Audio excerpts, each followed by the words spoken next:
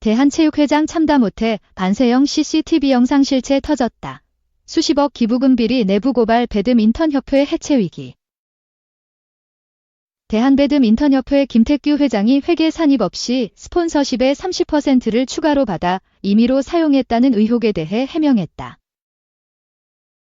14일 세계일보 보도에 따르면 2024 파리 올림픽 배드민턴 여자 단신 금메달리스트 안세영, 삼성생명의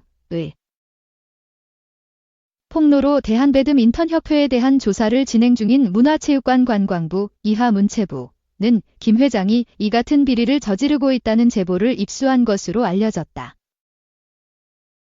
이날 문체부가 확보한 자료와 세계일보 취재에 따르면 대한배드민턴협회는 지난해 요넥스와 대회에 사용된 셔틀콕 30%를 추가로 받는 페이백 부속합의 계약을 맺었다. 요넥스가 후원한 셔틀콕은 배드민턴 승강제 리그와 유청소년 클럽 대회인 아이리그, 여학생 배드민턴 교실 등 국가공모사업에 약 2만 타가 사용됐다. 이에 6천 타는 대한배드민턴협회에게 돌아갔다. 대회용 셔틀콕 1타가 17,900원인 점을 고려하면 대회에는 약 3억 5,800만 원이 사용된 셈이다. 대한배드민턴협회는 별도로 1억 740만 원 상당의 장비를 챙기게 됐다. 특히 요넥스에서 받은 30% 페이백은 대한배드민턴협회 장부에 기재되지 않고 김 회장이 관련 절차를 진행하지 않고 사용한 것으로 전해졌다. 이 문제는 지난 이사회에서도 문제로 지적된 바 있다. 대한배드민턴협회 내부 관계자는 세계일보를 통해 당시 공장에서 남은 철찌꺼기를 팔아먹어도 문제가 되는 세상이 된 만큼 이제 투명해야 한다라는 취지의 발언까지 나왔지만 김 회장은 그동안 문제가 없었는데 이것도 회장 마음대로 못하느냐고 화를 냈다라고 밝혔다. 이에 대해 대한배드민턴협회 측은 문제가 될 것이 없다는 입장을 전했다. 14일 CBS 노컷뉴스 보도에 따르면 대한배드민턴협회 측은 2022년 승강제 리그 사업 공모에 선정돼 대회를 치르기 위해 셔틀콕을 구입해야 하는 상황이어서 협회 공식 후원사인 요넥스의 간곡히 요청해 정상가보다 낮은 원가에 공급 계약을 했다라며 말문을 열었다. 또 대한배드민턴협회는 일종의 보너스 개념인 페이백 사용에 대해서도 해명했다. 대한배드민턴협회 측은 생활체육이 어려운 상황에서 지원을 요넥스에 요청해 받은 거다. 김 회장이 이를 착복하거나 사적으로 사용한 것이 아니라 승강제 등 대회를 치르는 각 시도협회에 배분했다라고 밝혔다. 아울러 대한배드민턴협회 관계자는 추가 셔틀콕 사용에 대해서는 변호사 자문을 통해 문제가 없다는 소견을 들었다. 페이백 관련 규정이 없기 때문에 장부 산입 등 절차를 어겼다는 주장은 맞지 않다. 각 시도협회에 배분된 자료를 확보하고 있다라며 꼬집었다. 반면 대한배드민턴협회는 각 시도협회에 균등 배분이 되지 않은 점은 인정했다. 대한배드민턴협회 측은 사업이 각 시도에 따라 규모의 차이가 날 수밖에 없다. 인원이 많은 지역에 셔틀콕을 더 많이 지급하고 적은 지역에는 그만큼 적게 분배가 됐다라고 전했다. 더불어 대한배드민턴협회 측은 페이백을 모아서 1년 단위로 한꺼번에 나눠서 지급하자는 의견이 나왔지만 김 회장이 현재 대회가 치러지고 있는 만큼 기다릴 필요가 없이 배분하자고 해서 사용이 된 것으로 알고 있다라며 설명했다. 이에 대해 요넥스도 입장을 밝혔다. 요넥스 측은 사실 막대한 금액을 후원하는 만큼 협회 사업에는 정당한 가격으로 계약해 합리적으로 이익을 보는 게 회사 입장에서는 맞다. 그러나 생활체육의 열악한 상황과 종목 발전을 위해 대승적으로 원가에 계약했고 추가로 용품을 공급하기로 했다라고 말했다. 이어 요넥스 측은 근데 마치 비리가 있는 것처럼 보도가 나와 당혹스럽다. 또 비리가 있지도 않은 상황에서 문체부에서 자료를 제출하라고 하니 고민스럽다라며 덧붙였다.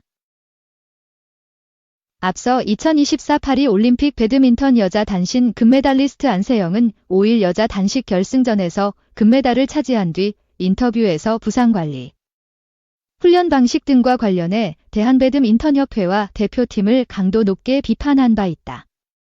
이에 대한배드민턴협회는 관련 조사를 받고 있다. 2. 배드민턴협회 난세영 진상조사위 출범, 외부 3명, 내부 2명. 대한배드민턴협회가 안세영, 22 삼성생명의 작심 발언에 대한 진상조사에 본격 착수합니다.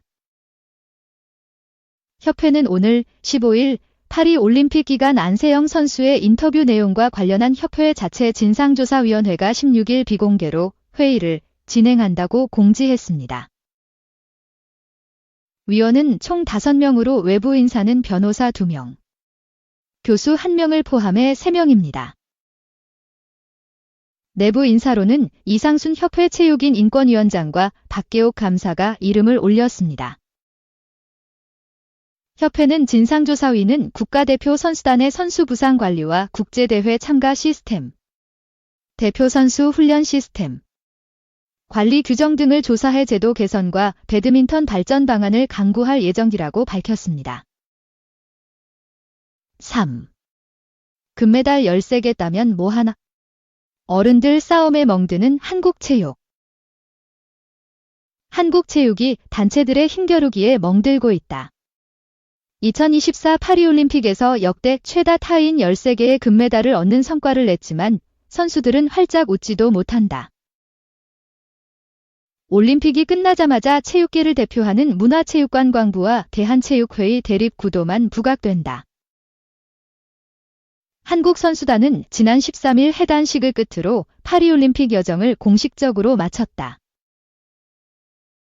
그러나 대회 기간 대한배드민턴협회를 비판한 안세영의 작심 발언과 해단식 행사 축소 사태에서 촉발된 어수선한 체육계의 분위기는 계속되고 있다. 그간 문체부와 체육회는 각종 체육계 현안에 이견을 보이며 얼굴을 붉혀왔다. 예산 교부 방식 변경, 체육단체장 임기 제한 등 문제를 두고도 대립각을 세웠다. 올림픽 호성적을 계기로 두 단체가 머리를 맞대고 한국 체육의 장기적 발전을 그려가는 모습에 대한 기대도 나왔다.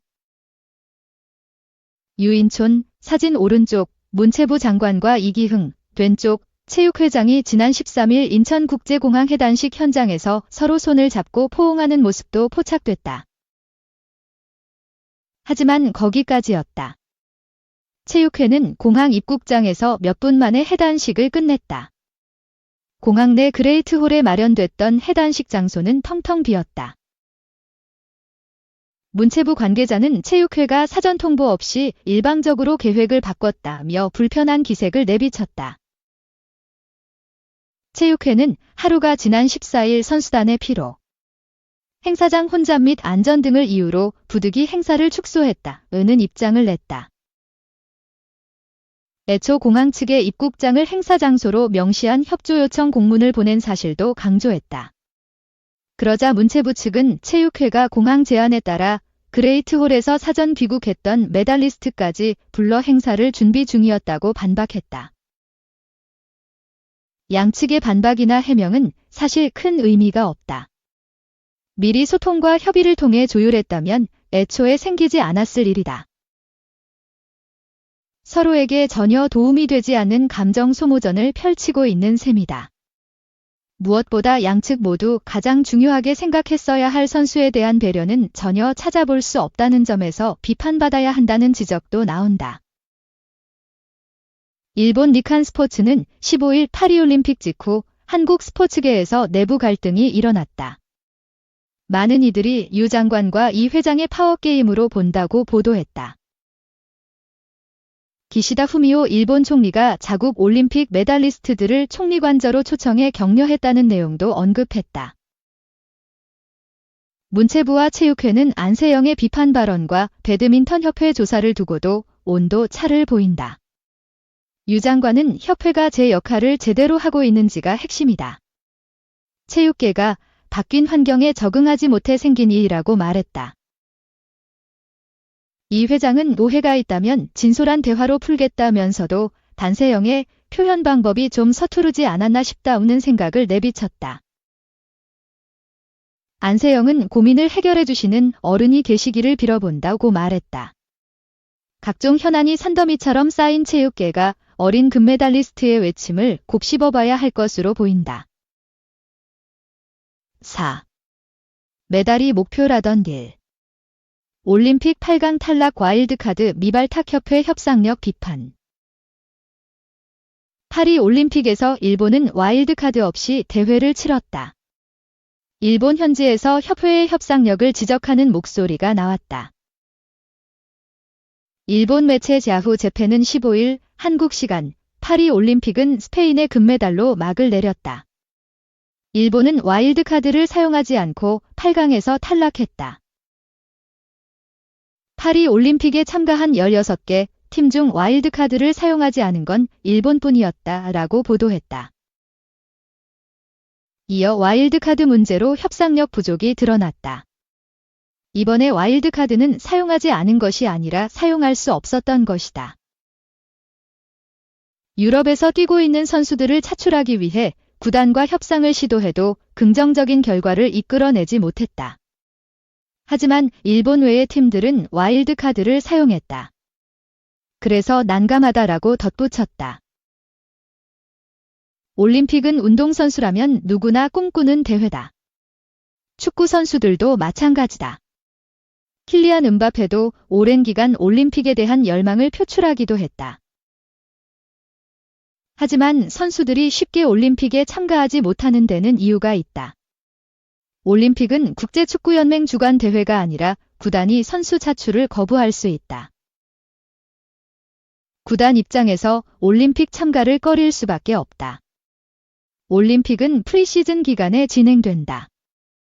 구단은 한창 다음 시즌을 준비하는 기간에 올림픽에 선수를 보내야 한다. 다음 시즌을 구상하고 새로운 선수들과 호흡을 맞추는 시기이기 때문에 구단은 선수를 쉽게 보내주지 않는다. 일본은 이러한 이유로 와일드카드 선발에 애를 먹었다. 올림픽은 23세 이하 선수만 출전할 수 있고 각 팀에 와일드카드 3장이 주어진다. 와일드카드는 나이 제한 없이 선수 선발이 가능하다. 하지만 일본은 각 구단의 협조를 구하지 못해 와일드카드를 사용하지 못했다. 16개 팀 중 유일했다. 일본은 파라과이, 말리, 이스라엘과 함께 D조에 편성됐다. 서로 해볼 만한 조편성이었다. 결과는 일본이 압도적이었다. 일본은 3전 전승을 거두며 당당히 조 1위로 8강에 진출했다. 일본은 3경기를 치르는 동안 한 골도 헌납하지 않았다. 8강 상대는 운이 따르지 않았다. 스페인이 B조 2위를 차지하면서 일본과 만났다.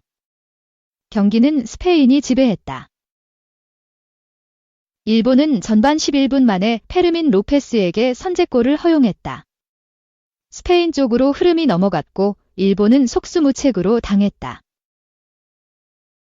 일본은 간헐적으로 공격했지만 스페인의 골문을 열지 못했다. 결국 2골을 더 내주고 0대3으로 완패하며 8강에서 여정을 마무리했다. 일본이 와일드카드가 있었다고 해도 스페인을 이겼을 것이라는 보장은 없다.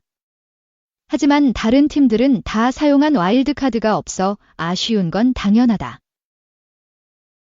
일본은 앞으로 올림픽 때마다 선수 차출 문제에 직면할 것이다. 일본은 지금의 문제를 어떻게 해결할 것인지 고민해야 한다.